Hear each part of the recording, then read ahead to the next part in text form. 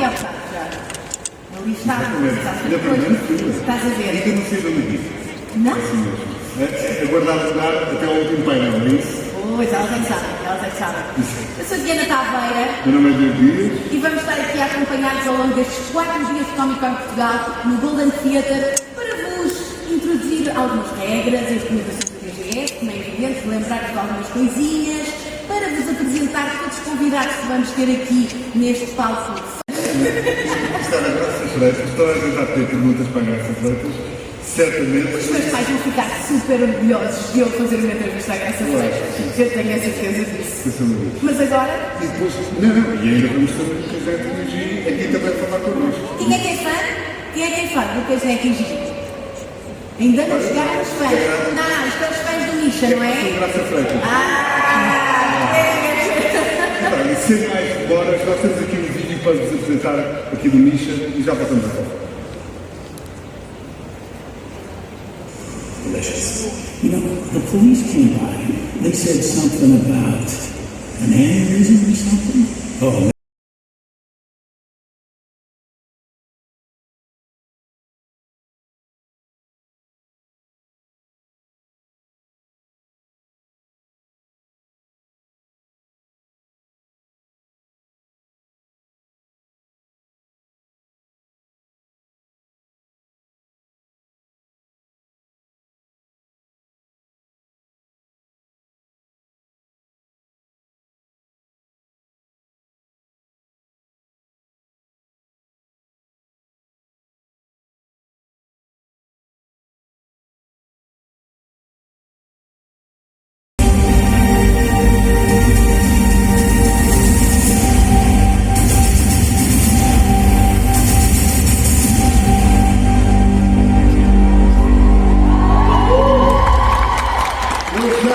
Está ansioso por ouvir as vossas perguntas. Não se esqueçam que têm os microfones para fazer as vossas perguntas. Senhoras e senhores, no painel Anjos e Demónios com Misha e a moderação do Pedro Oliveira.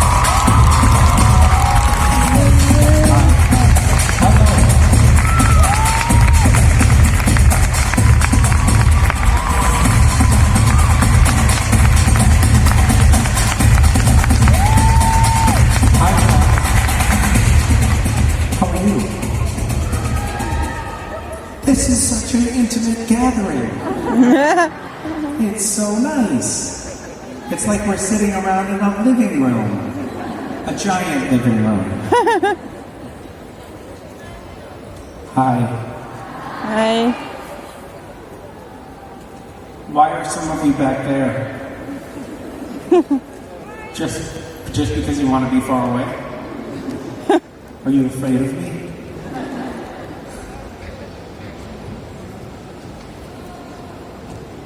Cool.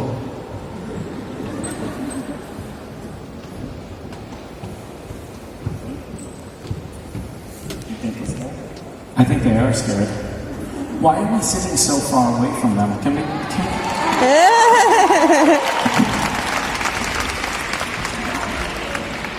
Oh, that's better.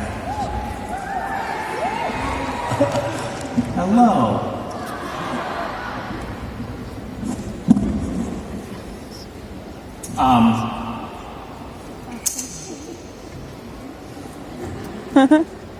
So, how is it being back at a convention? Yeah? It's weird, someone said. Yeah. Portugal has done a really good job with COVID, though. Congratulations. So you're a culture and a society that appreciates science. Huh, that must be nice to live in a place like that. In my country, we have about half the population that doesn't believe in science until they get sick and go to the hospital, and then they're like, give me all of the things from science to help me get better. And then blame on God. Okay.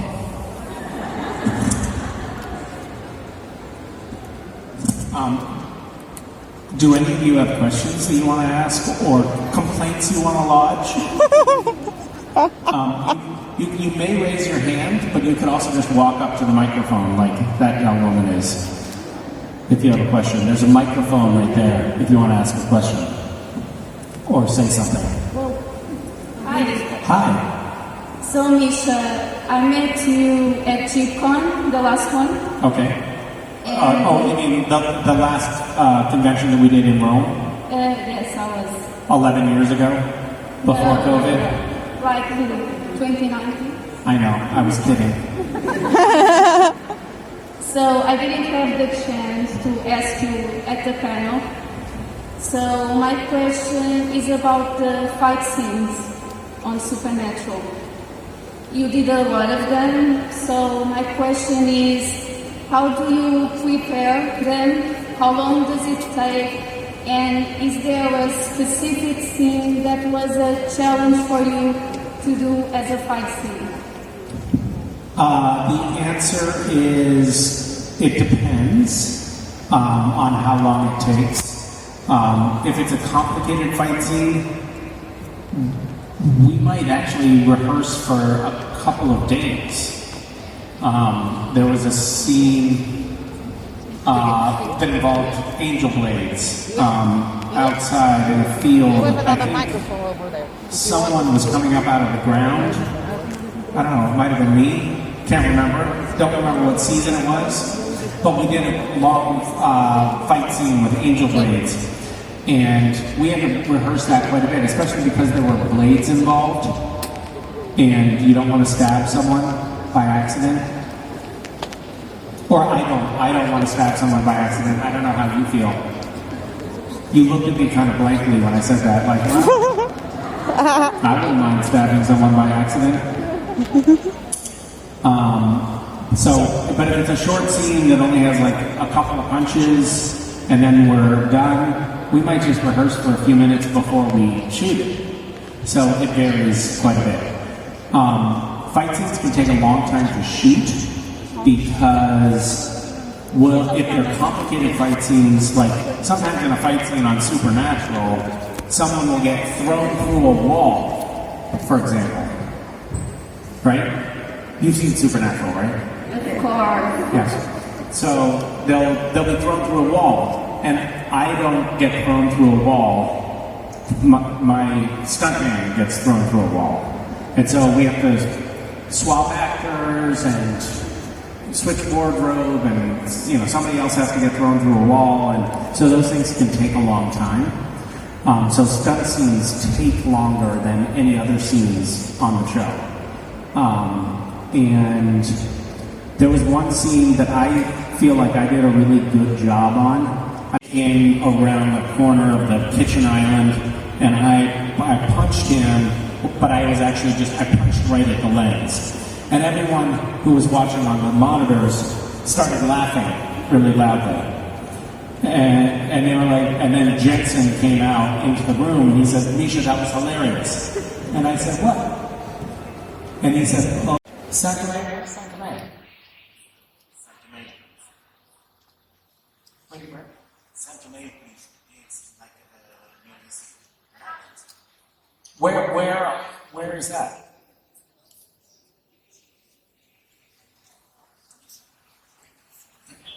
Africa, North Africa. Okay.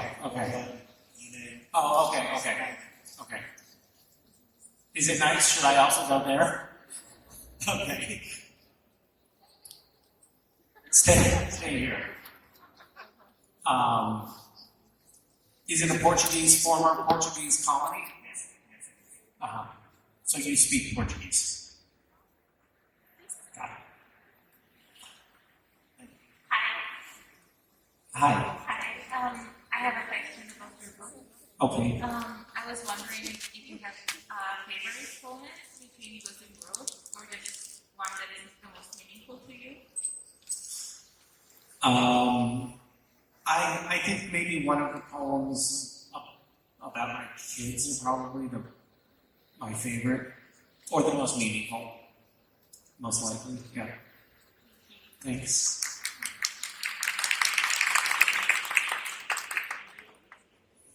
Is that it? Oh, how Okay. Hi. Hi. Hi. Hi. Here. Hi. Hi. So first, I'm very nervous. First, I want to say thank you because Supernatural is a big part of my life, and I really grew up with the show, and you were a part of that. And thank you. How long have you been watching Supernatural? Well, since the beginning, 2005, I was a kid, like 9 years old. No way. Yeah. Really? My mom showed to me the first episode. Then she got scared. And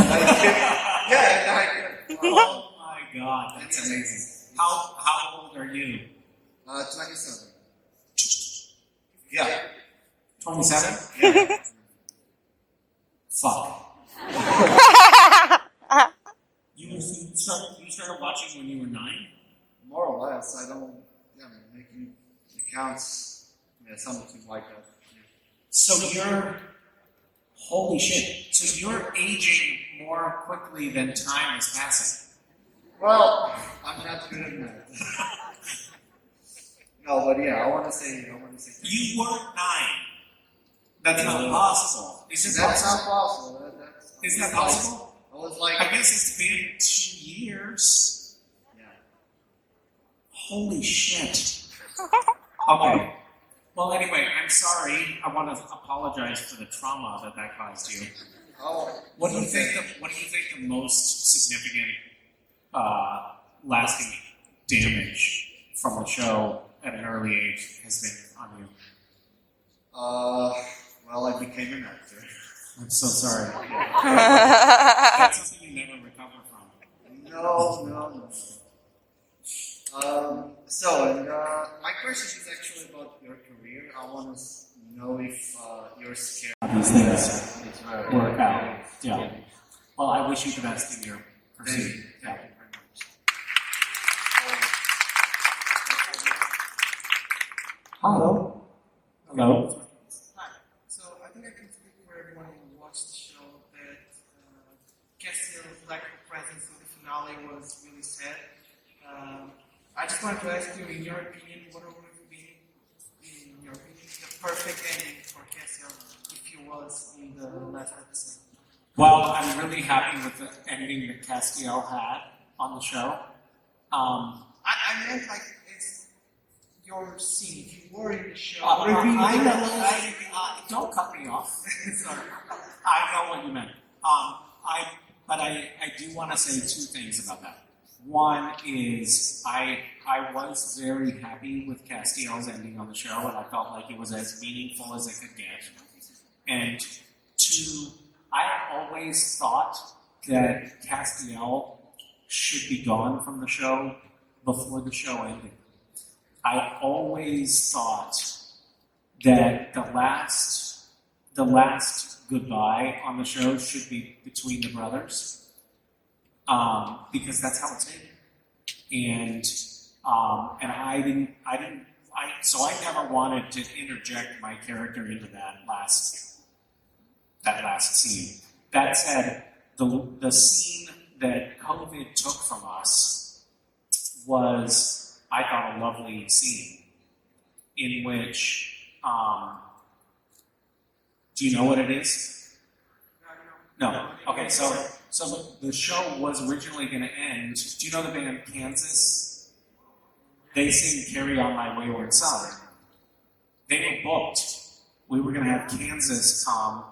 We were in Dean's Heaven.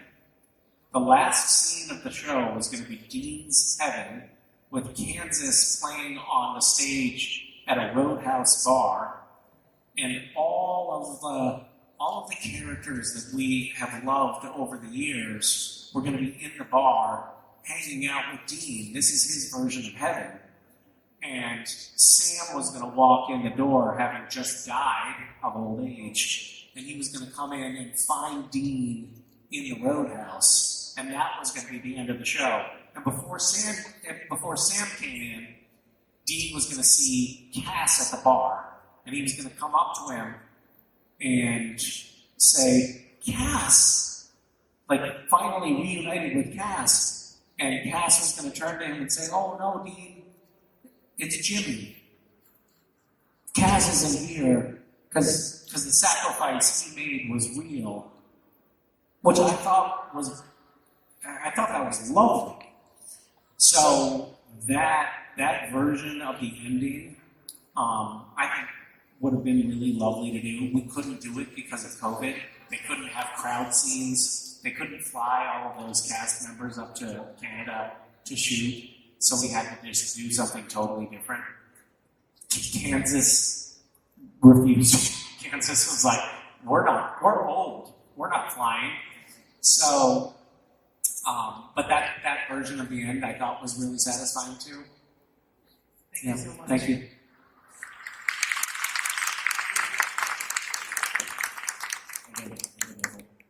Hi. Hello. Okay, hi.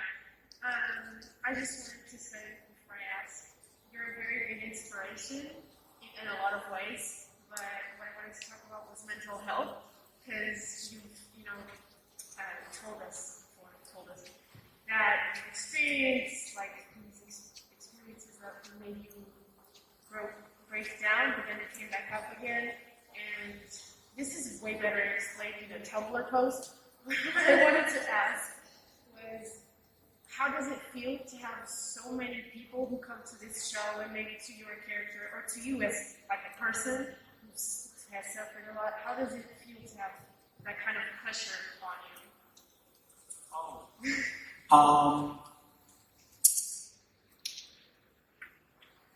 I don't know.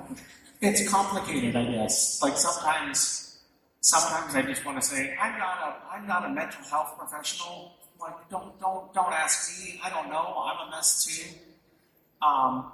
And sometimes I feel like it's affirming. It's sending me the message that just being open and vulnerable as a rule is helpful in the world. And I think it's also enabled me to be more empathetic. I think my interactions with people, like at events like this, questions like yours, remind me that everybody's struggling with something.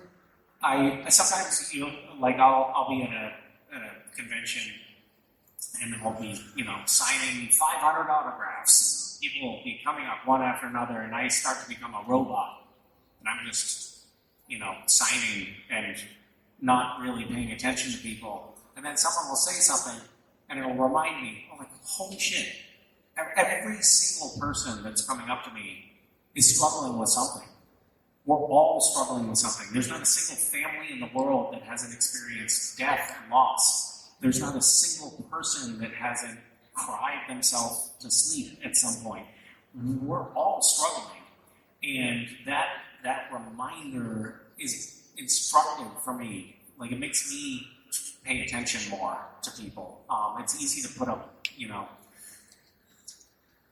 walls, right?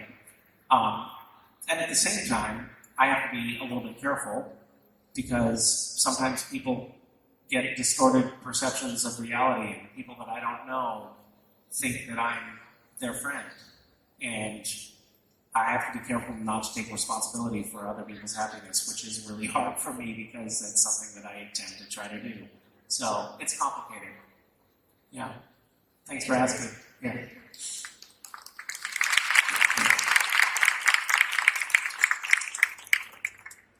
Hi. Hi. Misha. So I just wanted to say first that you did so many things. Like, you are very talented, but not just as an actor. I admire all your process because you've been on TV but you also wrote a book, and your podcast is amazing. I love Bridgewater. And I just really am very curious if you have this platform that you like to be part of more, or some project that you find more enjoyable or something like that. What do you mean? Like, if you prefer to be on podcasts or to create, to write your own book, if there was this project that was really your favorite. I really haven't, I don't know, No, I'm so grateful to have been on Supernatural, to have been on a television series, and I really wanted to write my book of poetry for a long time, and I had more fun by far than I thought I would doing the Bridgewater podcast. And I do large-scale art installations, and those are really satisfying for me too.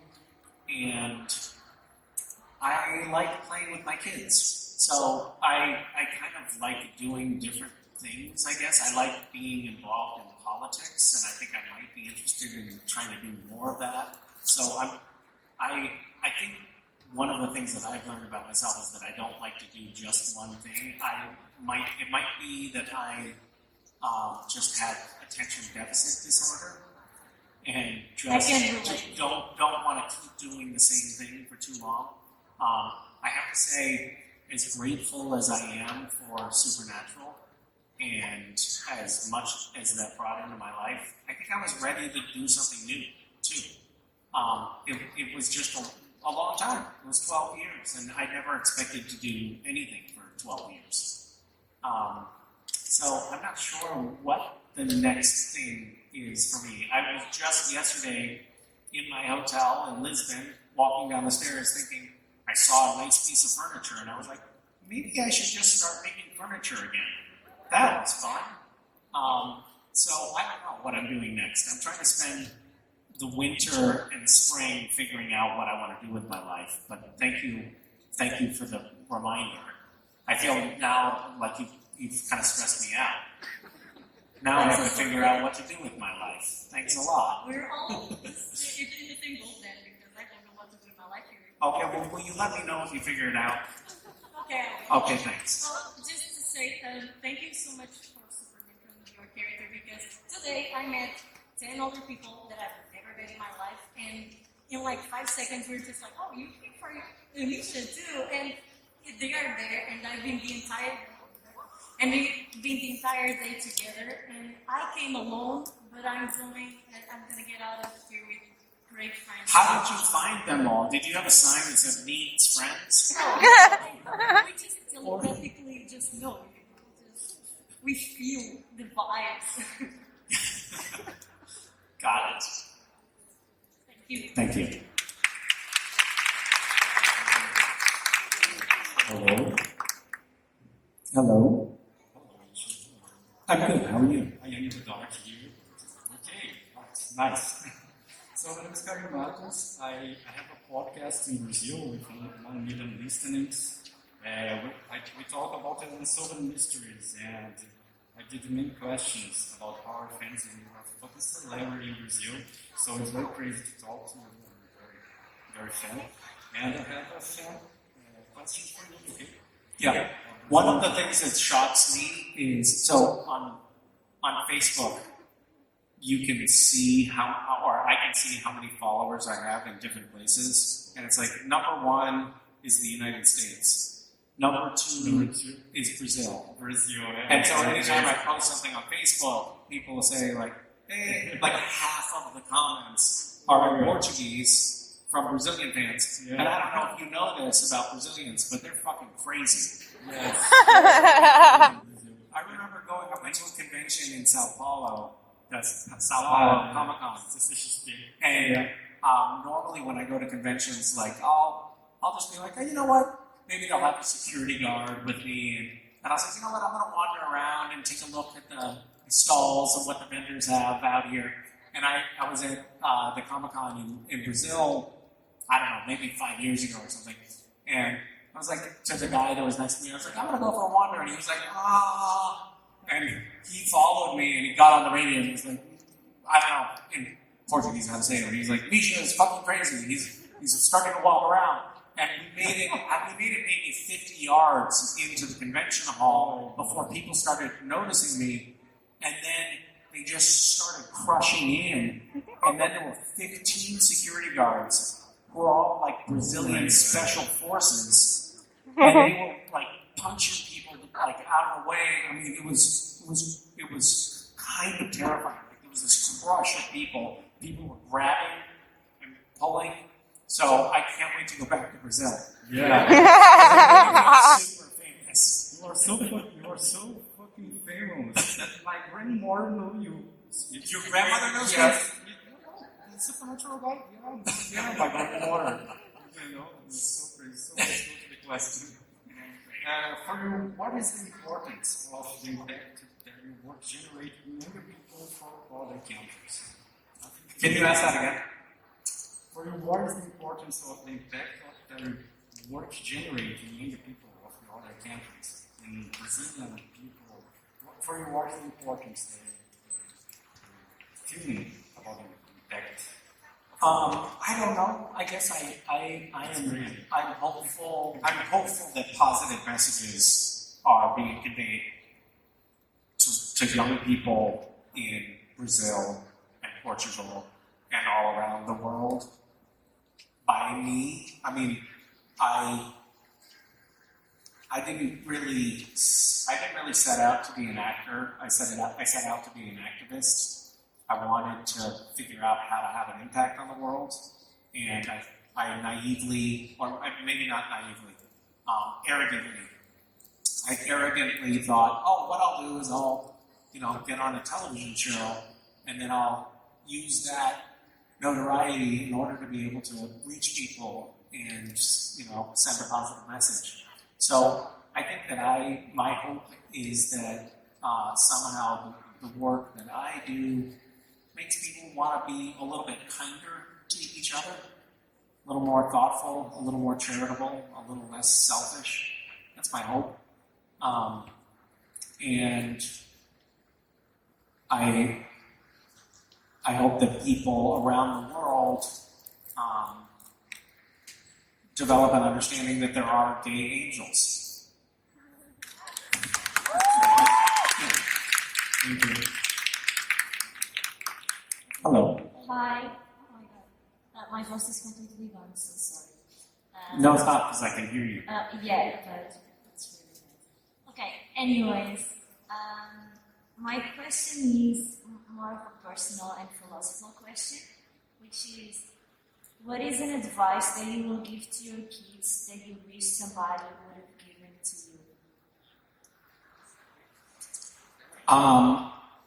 This is, I think, something that I'm trying to convey to my kids, and it's not in a single conversation. It's just in an ongoing message that I'm trying to send them, and that is, you don't have to be responsible for other people's happiness. I think when I was a kid, I thought that I was responsible for taking care of my mother and other people around me, and that everything was resting on my shoulders, even as a young person. And my kids, I want them to know that they just have to take care of themselves. They don't have to take care of me. And I think that that's really important for kids. As they get older, I hope they start taking care of me. But when they're young, I want them to feel like that's not their responsibility. It's a lesson that I still haven't figured out how to unlearn. Yeah, this has felt more like therapy than a panel. So thank you for that opportunity. Thank you so much. Thank you. We have time for one more question. You're the last question. It's a lot of pressure. You better make it good. Oh my god, this is when I figured out we're coming to Comic-Con, I called my mom like, Mom, Misha Collins is coming to a Comic-Con, and we were both so excited. She would like to be here because I watched Supernatural with her, and I feel like I have a lot of pressure on me because it's the last question. You do. Oh, I do. Yeah. People are going to be super upset if it's not a good question. I know. And everybody is watching you. Oh my god, so much pressure. I don't know if I can take it. I have anxiety. You cannot do this to Oh, me. great. Well, first of all, I want to say that you are a huge inspiration for me because I started watching Supernatural a long time ago. I followed it. It's like my comfort TV show. And right now I'm currently dealing with depression, and I thought I couldn't come here, but I really wanted to see you and being able to, like, you're here in real life and I'm practically crying, and I know this sounds crazy because I sound like a 12-year-old fangirl, but it's true. I want to say that my favorite scene, I still remember the episode of the season. It was episode 15 from season 6, and I remember my favorite scene was you were tweeting, like you were playing Misha Collins, and you're tweeting like, "Hola, Misha amigos," and my mom and I make a lot of jokes because of that. When I first went to Comic-Con, it's very hard to find supernatural fans here in Portugal. And when I first went to Comic-Con, it was still in Porto, and I did a cosplay of Castiel, and a lot of pictures, and a lot of people asked to take pictures with me, and I was so happy. So that was my first cosplay. You were my first cosplay. That's an honor. It is. I really tried my best. I bought the black wings, I bought everything. Oh, I don't know what to ask. I have so many things to ask. Like, you have a family. How does your family react when they see you, like when you're recognized by other people, or when they see you on TV or something like that? How do they react? My kids are they're now 11 and 9, and they're starting to develop a consciousness of the fact that I'm on television sometimes. And I think that they're a little bit proud, but at the same time, we were at the zoo not too long ago, and for some reason it was just one of those days when, like, every time I turned around, somebody else was saying, like, "Can I take a picture with you?" And someone said, "Hey, Misha, can I take a picture with you?" And my son Wes said, "Oh, great, another fan." So that was great. That was really sweet. I think it's something that my kids have just grown up with. So I think they're just like, whatever, no big deal. They know that I'm a total train wreck at home, so they don't think I'm special in any way. My daughter has said a couple of things about wanting to be an actress, and I'm like, no, we're not doing that. But I think for the most part, they treat me like I'm a normal human being, which is nice. Yeah. I commend you for coming out in the world when you're not feeling happy, for dragging yourself out. You know,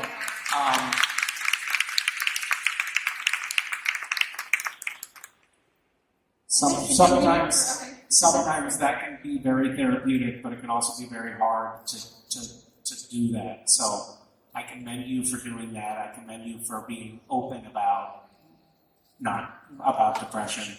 It's something that I wish we all talked about more, because it is not something to be ashamed of. It's just something to be aware of, and it's something that many of us struggle with from time to time.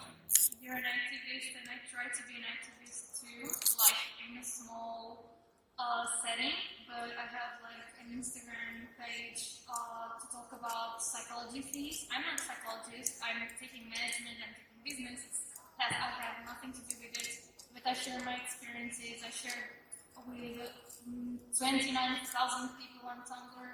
I shared on YouTube, I shared on Instagram, and I'm also very, like, I like people to know that I'm not afraid to say that I've had depression. I have depression in this moment. I've been taking pills for the past 6 years. I go to a psychiatrist, and that does not make me a crazy person.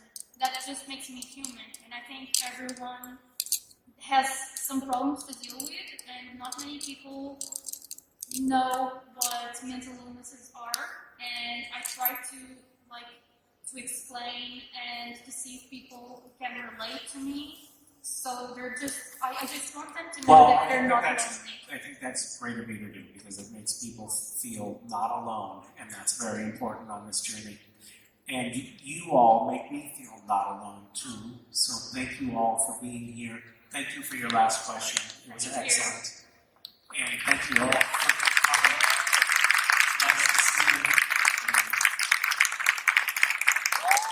But